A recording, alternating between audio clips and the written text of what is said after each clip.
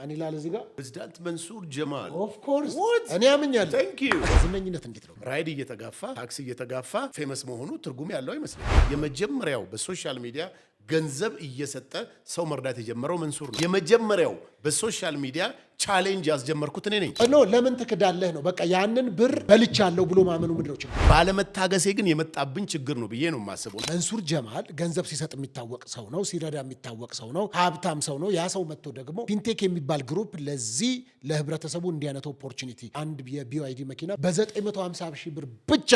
ያለ ወለድ ለ5 ዓመት ብድር በሆነ መልኩ እንሰጣለን ተብሎ ሲመጣ ከፍተኛውን ድርሻ ይዘህ የመጣው አንተ ነህ ከ140 በላይ መሬት እኮ ለመስሎኝ ተሰጥቷል የሚሰራው ጠፋኝ ብዙ ተቋማት እኮ የሰው ገንዘብ ሰብስበው ከሀገር ይጠፋ ኢትዮጵያን ዛሬ ከፍ እንድትል ያደረገው አብይ ነው ከፊንቴክ ጋር የነበረ ነገር ምንድነው አንተ ፊንቴክ ጋር ያለኝ ነገር አምባሳደር ሰዎች ገንዘብ በልታል አልበላህም ለምን አላበኝ ገና ይልባል አሁን በጣም ብር ሲኖር የመዘሞቱም ኦፖርቹኒቲው በጣም ሰፊ ነው የሚሆነው ላምጣልህ ብሎ እኮ ፎቶ የሚያሳይህ ማለት ምን ላምጣልህ ብሎ የፈለከው ባለቤቶቹን አናውቅም አድራሻቸውን ነው ማንንም አናውቅም ፊንቴክ ሲታወቅ መንሱር ጀማልን የምናውቀው ሀገር ሄጄ 15 ቀን አንድ ወር ቆይቼ ስመለስ እውነቴን ነው የምነግርህ ቤቴ የቱ ጋር እንደሆነ ሁሉ የሚጠፋብኝ ጊዜ አለ በለውጦ የተነሳ ቀይ ባህር ላይ እሬቻ ይከበራል አንድ ቀን ዋጋ ተከራክሬ ላቀው ያማረኝን ነገር ነው የማደርገው አለ ጊዜ ነው ብለን የምታስበው ብዬ ነው የማስበው ስለዚህ ተጠያቂነት አለብህ ማለት ነው ታዲያ አብቹ ከነፍስ በላይ ምን አለ በቃ ነፍስ ነው ካለ ሰጠዋል ኢቲቪ ማስታወቂያውን ሰርቷል 1920 የሚሆኑ ኢትዮጵያ ውስጥ ያሉ ኤፍኤም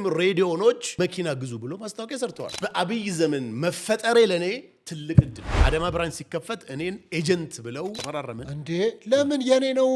የአዳማ ብራንች የኔ ነው ብለን ነው እንጂ ተናገርከው በሶሻል ሚዲያ ላይ እነዚህ ሰዎች እኮ ዛሬም ኢትዮጵያ ውስጥ ናቸው ዛሬም ስራ እየሰሩ ነው ዛሬም መኪና እናመጣለን ብለው ኦሬዲ ፕሮሰስ እያደረጉ ነው ያሉት ስሙኑ አጀንዳ አለ ያሰብ ወደብ ብቻ ይመልሰዋል ቁጣቸው ገንፍሎ ተጠያቂነት ያለው ሰው ሳይኖር ቢሮ ውስጥ የሚያናግራቸው ሰዎች ጠፍተው በፊንቴክ ቢሮ ውስጥ ከፍተኛ ጸብና ግርግር ነው ብዙ ሰው የሚያስበውም እያሰበም ያለው ነገር ነው ብዬ የማስበው 1% ይመንሱራል በዚህ አጋጣሚ ከዚህ በኋላ እዛ የለውም ፊንቴክ ውስጥ እኔ አይደለውም የሚለው ለዲነል እስላምና ለአብይ ነው ነፍሴን የምሰጠው አሁንም ደግሜ ሱዙኪ ቪታራ ተሽከርካሪ ሐሳቡ ይብለጥና በ500,000 ብር ብትጀመር እንስማማ እሺ 29 ቁጥር ከፑማ ሊፍት ፒኤልሲ ነው የመጣሁት ኦኬ 500,000 ብር ከሆነ መነሻው ጫራታም ስለሆነ እየጨመርን እንሄዳለን 100,000 ብር ልጨምርና እኔ 600,000 ብር ይሆን የሚል ሳምሶን አድቨርታይዚንግ 700,000 ብር 900,000 ብር 1 ሚሊዮን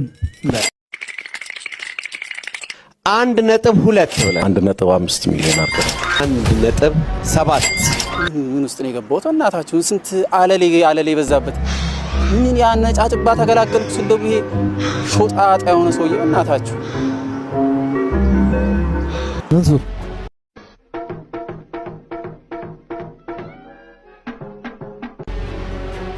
አራት ድርጅት ጠርተህ በዛ ገንዘብ ልትሸውድ ነው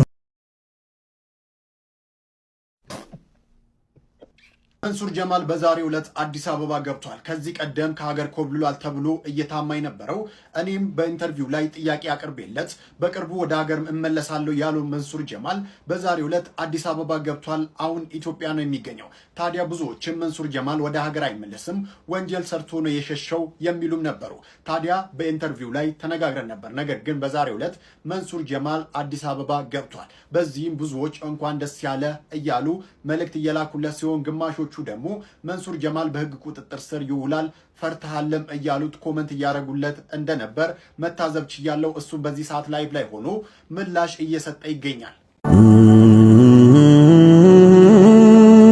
ተበዳይ ዝም ሲል ተከሳሽ ሆኗል